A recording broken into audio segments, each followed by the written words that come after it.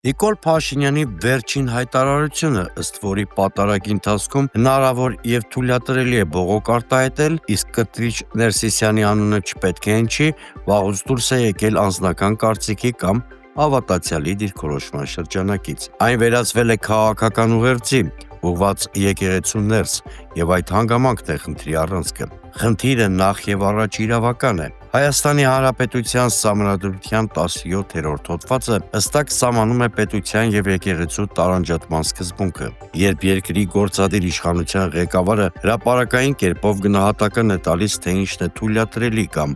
անթույլատրելի պատարագի ընթացքում, նա փաստացի մտնում է այն տիրույթ, որը սահմանադրությամբ իրեն չի վերապահված։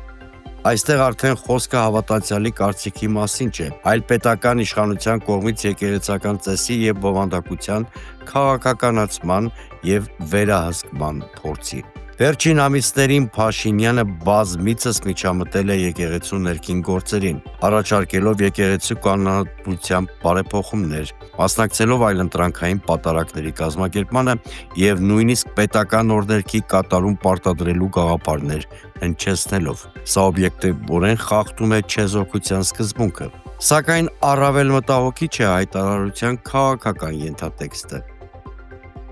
Պատարագի ընթացքում բողոք արտահայտելու գաղափարը ոչ միայն լեգիտիմացվում է, այլ ներկայացվում որպես ընդունելի եւ նույնիսկ նպատակահարմար վարքագիծ գործնական արդյունքների հասնելու ակնարկով։ Այս ձևակերպումները չեն կարող ընկալվել որպես պատահական։ Հանրային խոր բևեռացվածության պայմաններում դրանք օբյեկտիվորեն հնչում են որպես ազդակ կազմակերպված սադրանքների համար։ Ձևավորվում է վտանգավոր եւ արդեն ծանոթ շղթա։ Նախ խոսքային լեգիտիմացում, ապա ինքնաբուխ միջադեպեր եկեղեցիներում, վերջում դրանց քաղաքական արդարացում, քաղաքացիական իրավունքների պաշտպանության լեզվով։ Այս տրամաբանությունը ոչ միայն խաթարում է եկեղեցու ներքին կարգն ու կանոնական իրավունքը, այլ նաև սրբավայրերը վերածում է քաղաքական բախումների հնարավոր հարթակի։ Իշխանությունը հետևողականորեն փորձում է եկեղեցական տարածքը ներքաշել քաղաքական պայքարի դաշտ,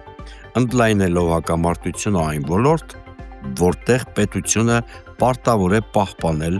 բացարձակ չեզոքություն։ Եկեղեցին անկախ իշխանության կամ հասարակության տարբեր շերտերի վերաբերմունքից շարունակում է մնալ ինքնավար ինստիտուտ սեփական կանոնական իրավունքով եւ ներքին կարգով։ Այդ սահմանների խախտումը չի կարող դիտարկվել որպես սովորական քաղաքական քայլ։ Դա արդեն կարմիր գծի հերթական հատում է, որը հղի է լուրջ եւ անկանխատեսելի հետևանքներով թե իրավական պետության, թե հասարակական խաղաղության համար։